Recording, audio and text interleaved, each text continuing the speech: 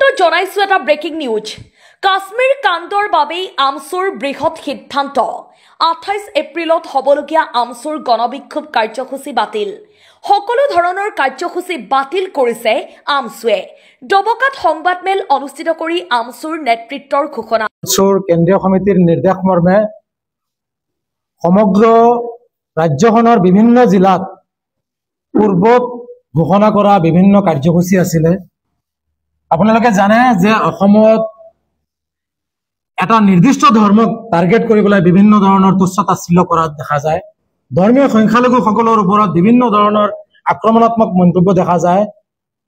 মৌলিক অধিকাৰ খৰ্ব কৰা হৈ আছে। ভাৰতীয় সংবিধানে দিয়া অধিকাৰৰ পৰা বাৰংবাৰ বঞ্চিত কৰা হৈ আছে, যাৰ পৰিপ্ৰেক্ষিতত উচ্ছেদৰ নামত অসমৰ বিভিন্ন প্ৰান্তৰ সমান্তৰালভাৱে হোজাই জিলাত আজি উচ্ছেদ হোৱাৰ 4 বছৰ উকলি যোৱাৰ পিছতো শ শ লোক এখন তিৰপালৰ তলত আজি 4 বছৰৰ পৰা বাস কৰিবলগীয়া হৈ আছে। আজিৰ দিন পৰ্যন্ত সেই লোকসকলক সংস্থাপনৰ ব্যৱস্থা কৰা নাই। সংখ্যালঘুসকলৰ বিভিন্ন ধৰণৰ অধিকাৰৰ পৰা বঞ্চিত কৰা হৈ আছে, চৰকাৰী আঁচনিৰ পৰা বঞ্চিত কৰা হৈ আছে। স্বয়ং মুখ্যমন্ত্ৰীয়ে সংবিধানৰ সন্মানীয় পদবীত অধিষ্ঠিত হোৱা মুখ্যমন্ত্ৰী হিমন্ত বিশ্ব শৰ্মায়ো ধৰ্মীয় সংখ্যালঘু মুছলমানসকলক টাৰ্গেট কৰি বিভিন্ন ধৰণে তুচ্ছ-তাচ্ছিল্য কৰি অপমান কৰা পৰিলক্ষিত হৈ আছে, যাৰ পৰিপ্ৰেক্ষিতত শেহতীয়াকৈ ৱাকাফ এমেণ্ডমেণ্ট এক্টক লৈ দেশখনত সংখ্যালঘু লোকসকলৰ ওপৰত যি ধৰণে বোজা জাপি দিব বিচাৰিছে, সংখ্যালঘুসকলৰ সম্পত্তিৰ ওপৰত এই সাম্প্ৰদায়িক চৰকাৰখনে যি ধৰণে চকু দিছে, এই বিভিন্ন সমস্যাৰ ওপৰত লক্ষ্য ৰাখি পূৰ্বতে ঘোষণা কৰা অসমৰ বিভিন্ন জিলাৰ কাৰ্যসূচীৰ অংশস্বৰূপ 28 তাৰিখত হোজাই জিলাৰ ডবকাত গণবিক্ষোভ কাৰ্যসূচী আছিলে। আৰু ইতিমধ্যে এই কাৰ্যসূচীৰ বাবে হোজাই জিলা আমছু সম্পূৰ্ণ প্ৰস্তুতি ইতিমধ্যে সমাপ্ত কৰিছো আৰু সৰ্বস্তৰৰ ৰাইজে এই গণবিক্ষোভ কাৰ্যসূচীত পূৰ্ণ সমৰ্থন জনাইছিলে। কিন্তু দুখজনক বিষয়টো হৈছে যে শেহতীয়াকৈ কাশ্মীৰত সন্ত্ৰাসবাদী সংগঠনে পৰ্যটক তথা একাংশ দেশৰ নাগৰিকৰ ওপৰত যি ধৰণে বৰ্বৰ হত্যালীলা চলালে, সেই হত্যালীলাত আমছু অত্যন্ত দুখ প্ৰকাশ কৰিছো আৰু আপোনালোকৰ জৰিয়তেও হত্যাৰ বলি হোৱা লোকসকলৰ পৰিয়ালবৰ্গলৈ সমবেদনা জ্ঞাপন কৰিছো।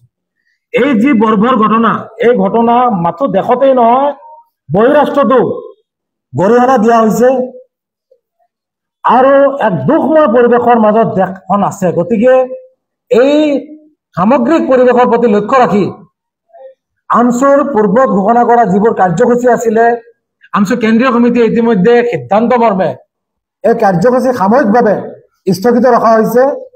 আৰু পৰৱৰ্তী সময়ত যিহেতু এই সময়ত বিভিন্ন ৰাজনৈতিক দলসমূহে ভাৰত চৰকাৰে যি সিদ্ধান্ত লৈছে, কাশ্মীৰ সমৰ্থন কৰা এই সন্ত্ৰাসবাদী সংগঠন তথা কাশ্মীৰক শিক্ষা দিয়াৰ ক্ষেত্ৰত ইতিমধ্যে আমছু বিভিন্ন ৰাজনৈতিক দলসমূহক ধৰ্মৰ ঊৰ্ধত গৈ ভাৰত চৰকাৰক সমৰ্থন জনাবলৈ ইতিমধ্যে আহ্বান জনাইছে। আমছুৱে পূৰ্ণ সমৰ্থন জনাইছে আৰু সেই মৰ্মে আমছু কেন্দ্ৰীয় সমিতিয়ে ইতিমধ্যে সিদ্ধান্ত গ্ৰহণ কৰিছে, যিবোৰ ধাৰাবাহিক কাৰ্যসূচী আছিলে এই কাৰ্যসূচীসমূহ সাময়িকভাৱে স্থগিত ৰখা হৈছে। পৰৱৰ্তী সময়ত সংখ্যালঘুসকলৰ অধিকাৰ প্ৰাপ্তিৰ যি সংগ্ৰাম আছে, এই সংগ্ৰাম অধিক শক্তিশালী ৰূপত চলাই নিয়া হ'ব আৰু ডি ভোটাৰৰ নামত, উচ্ছেদৰ নামত বা ৱাকাফ এমেণ্ডমেণ্ট এক্টৰ নামত যি ধৰণে সংখ্যালঘু মুছলমানসকলক দেশখনত বা ৰাজ্যখনত হাৰাশাস্তি দিয়া হৈছে, এই হাৰাশাস্তি কৰাসকলৰ বিৰুদ্ধে কঠোৰভাৱে গণতান্ত্ৰিক পদক্ষেপ লৈ গণতান্ত্ৰিক প্ৰতিবাদ সাব্যস্ত কৰাৰ ক্ষেত্ৰত আমছু বদ্ধপৰিকৰ।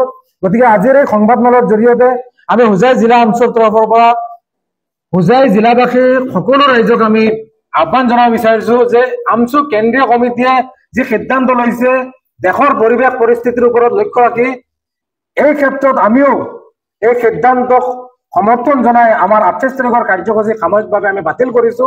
আৰু ভাৰত চৰকাৰে এই পেহেলগামৰ এই সন্ত্ৰাসবাদীসকলৰ বিৰুদ্ধে যি ধৰণৰ পদক্ষেপ ল'ব, পাকিস্তানৰ বিৰুদ্ধে যি ধৰণৰ পদক্ষেপ ল'ব, আমছুৱে পূৰ্ণ সমৰ্থন কৰিব। আৰু পৰৱৰ্তী সময়ত আমি সংখ্যালঘুসকলৰ অধিকাৰ প্ৰাপ্তিৰ যি সংগ্ৰাম আছে, এই সংগ্ৰাম অধিক শক্তিশালী ৰূপত চলাই লৈ গৈ থাকিম।